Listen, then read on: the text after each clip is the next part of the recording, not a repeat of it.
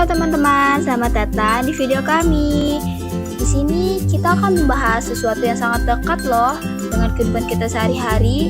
Di antaranya yaitu dampak sosial informatika yang memudahkan kita untuk saling berkomunikasi sehingga tantangan pada keamanan data semuanya akan kami kupas tuntas. Jadi jangan lupa untuk simak sampai akhir ya. Sebelum kita menyampaikan materi, alangkah baiknya memperkenalkan anggota kelompok kami terlebih dahulu dulu nggak sih? Nah, kelompok anggota kami yaitu ada Deswita Nur Adha dan Amelia Putri Lestari. Selanjutnya kami akan menyampaikan materi yang mengenai dampak sosial informatika. Kalian tahu gak sih apa yang dimaksud keamanan data dan informasi data? Nah, di antaranya ada keamanan. Keamanan itu ada usaha yang dilakukan untuk menjaga atau melindungi agar terhindar dari terjadinya pencurian, kerusakan data, informasi. Data disebut juga sebagai fakta, kuantitatif, atau angka, dan informasi pada data yang sudah diproses. Apa sih yang dimaksud peretasan? Peretasan itu adalah aktivitas yang masuk ke sistem informasi orang lain tanpa izin. Para peretas bisa menyebarkan virus, membobol situs web, mencuri, atau merusak data. Jenis peretas yang pertama, hacker. Biasanya bertujuan untuk menemukan celah keamanan tanpa merusak. Yang kedua, cracker. Cracker yang memasuki sistem dengan niat merusak atau mencuri data. Evolusi peretasan pada era ke-1 di tahun 1960 sampai 1970. Awal mulanya eksperimen dan inovasi teknologi seperti mengembangkan aplikasi oleh web tanpa merusak data. Era kedua di tahun 1970 sampai 1990. Sisi gelap pada peretasan di tahun 1988 muncul worm pertama, Morris worm, yang menyebar melalui jaringan komputer. Worm ini menginfeksi banyak komputer, memperlambat sistem, dan menunjukkan bagaimana peretasan bisa merusak. Lalu era ketiga di tahun 1990 sampai sekarang ini, peretasan sebagai alat kejahatan dan keamanan. Yang pertama, black hat hacker, yaitu peretasannya masuk tanpa izin dengan tujuan merusak. Yang kedua, white hat hacker, peretas etis yang masuk dengan izin untuk mengamankan sistem. Yang ketiga, grey hat hacker, peretas yang masuk tanpa izin tetapi tidak merusak, seringkali untuk menunjukkan celah keamanan. Jenis-jenis malware yang kalian perlu waspadai. Yang pertama, virus. Virus adalah malware yang memerlukan perantara untuk menyebar dan bisa merusak sistem komputer. Kedua, worm. Worm itu berbeda dengan virus karena dapat menyebar sendiri melalui kelemahan jaringan komputer tanpa perlu peretasan. Ketiga, trojan. Trojan yang terlihat jinak tetapi sebenarnya bisa menyebabkan kerusakan besar dalam sistem informasi. Keempat, rekayasa sosial, yaitu teknik manipulasi untuk mencuri data penting seperti PIN password dengan membuat akun palsu dan mengatasnamakan instansi resmi. Kelima, phishing. Phishing adalah modus dalam penipuan online menghubungi target melalui telepon, SMS, atau email untuk mencuri informasi data pribadi. Keenam, farming. Farming yang membuat trik website palsu agar korban tidak sadar bahwa data pribadinya sedang dicuri. Ketujuh, spyware. Spyware yaitu yang memantau malware dan merekam aktivitas pengguna tanpa izin. Kedelapan, ransomware yang menyandera file di perangkat dan meminta tembusan untuk mengembalikannya. Kesembilan, backdoor. Backdoor yaitu teknik menyusup ke jaringan komputer tanpa izin dengan memanfaatkan celah keamanan. Yang terakhir yaitu ada botnet. Jaringan komputer oleh terinfeksi virus dan dikendalikan pada server pusat untuk kejahatan cyber. 2. Kerawanan di dunia digital. Yang pertama, bagian A. Celah sistem operasi yaitu update sistem bisa meninggalkan celah yang dimanfaatkan peretas. Lalu yang bagian B, ancaman internet, yaitu bisa phishing dan malware menyebar lewat browsing dan unduhan. Dan yang terakhir C, kerawanan di sifat manusia, Internet of Things. Sifat manusia yang berinovasi menciptakan aplikasi baru bisa menjadi target serangan cyber. Kami akan memberikan contoh video tentang melindungi data pribadi Anda. Mohon simak baik-baik videonya ya teman-teman.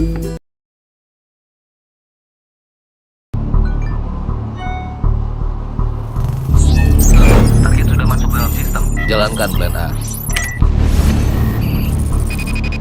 Internet memudahkan kita melakukan banyak hal, dari sekedar mendapatkan hiburan, informasi, hingga segala aktivitas yang menunjang gaya hidup.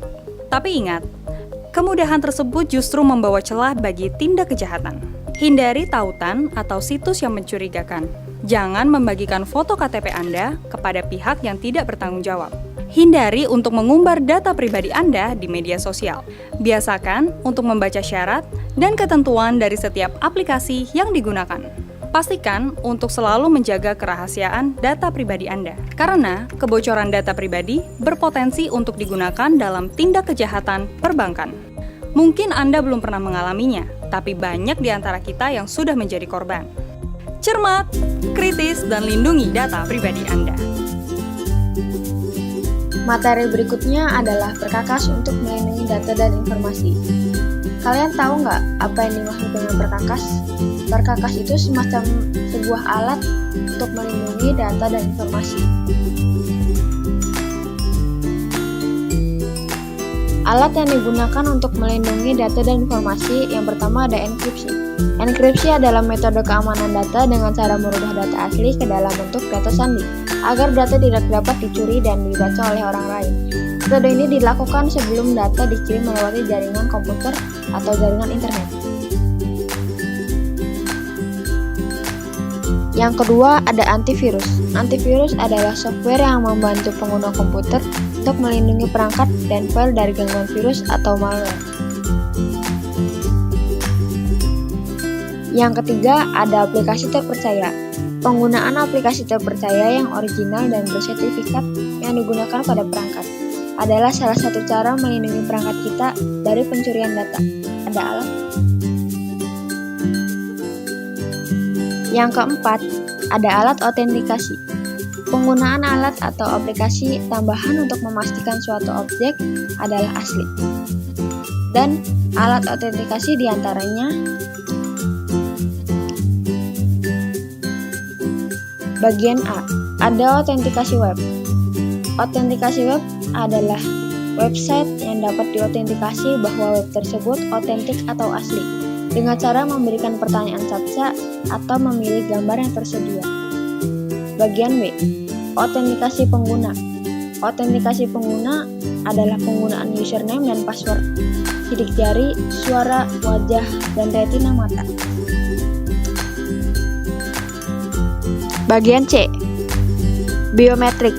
Biometrik adalah karakteristik biologis yang unik dari setiap individu, seperti sidik jari, retina mata, struktur wajah, dan geometri tangan.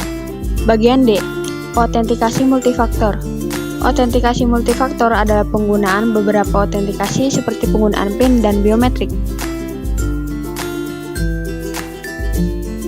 3 kategori yang ada dalam teknologi. Berikut. Kategori yang pertama yaitu sesuatu yang diketahui oleh pengguna, seperti password, PIN, dan username. Yang kedua adalah sesuatu tentang diri penggunanya, seperti suara, sidik jari, dan retina. Yang terakhir, sesuatu yang dimiliki oleh penggunanya, seperti kartu ATM dan HP. Bagian C ini mengenai meningkatkan keamanan informasi. Di sini kami akan memberitahu apa yang dimaksud dengan keamanan informasi. Di antaranya, yaitu yang pertama-tama ada penggunaan fitur keamanan pada sistem operasi. Sistem operasi seperti Windows menyediakan fitur keamanan untuk melindungi data pengguna beberapa fitur, utamanya antara lain seperti virus and cheat protection, account protection, firewall and network protection, application control and browse, device security, performance, and health. Yang kedua, penggunaan fitur keamanan pada peramban. Saat belajar di internet, penting untuk menjaga keamanan dengan beberapa langkah berikut ini. Yang pertama, pastikan alamat situs benar agar tidak masuk ke situs palsu. Yang kedua, cari simbol gembok dengan pastikan situs menggunakan protokol HTTPS. Yang ketiga, selalu memperbarui browser untuk menghindari celah keamanan. Yang ketiga ini pelacakan pada peramban. Saat kita browsing, data riwayat disimpan dalam bentuk cookie. Di browser, cookie ini mencatat kebiasaan saat kita online dan bisa dimanfaatkan oleh pengiklan untuk menampilkan iklan sesuai minat kita. 4. Bagaimana cookie bekerja? Saat kita menulis alamat web atau mengeklik tautan, aktivitas tersebut akan dicatat oleh cookie. 5. Pelacakan akun. Meskipun fitur cookie sudah dimatikan, aktivitas kita tetap dilacak melalui akun yang sedang login. Jadi, jejak digital ini tetap ada walaupun cookie tidak aktif. Informatika membawa banyak manfaat, tapi juga tantangan sosial, bukan? Mulai sekarang, mari kita gunakan teknologi dengan bijak untuk kebaikan bersama. Terima kasih telah mendengarkannya. Bagian C ini mengenai meningkatkan keamanan informasi. Di sini kami akan memberitahu apa yang dimaksud dengan keamanan informasi. Di antaranya, yaitu yang pertama-tama ada penggunaan fitur keamanan pada sistem operasi. Sistem operasi seperti Windows menyediakan fitur keamanan untuk melindungi data pengguna beberapa fitur, utamanya antara lain seperti virus and cheat protection, account protection, firewall and network protection, application control and browsing, device security, device performance and health. Yang kedua, penggunaan fitur keamanan pada peramban. Saat belajar di internet, penting untuk menjaga keamanan dengan beberapa langkah berikut ini. Yang pertama, pastikan alamat situs benar agar tidak masuk ke situs palsu.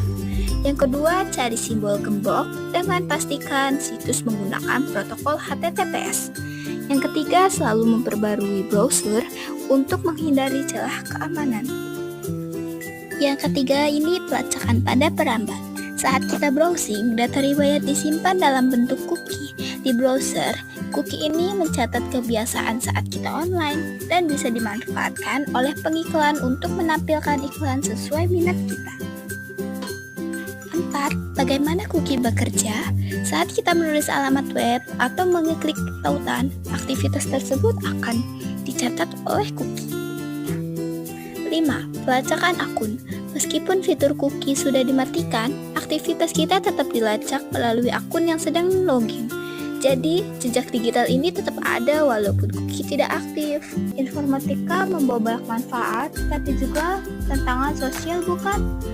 Mulai sekarang, mari kita gunakan teknologi dengan bijak untuk kebaikan bersama. Terima kasih telah mendengarkannya.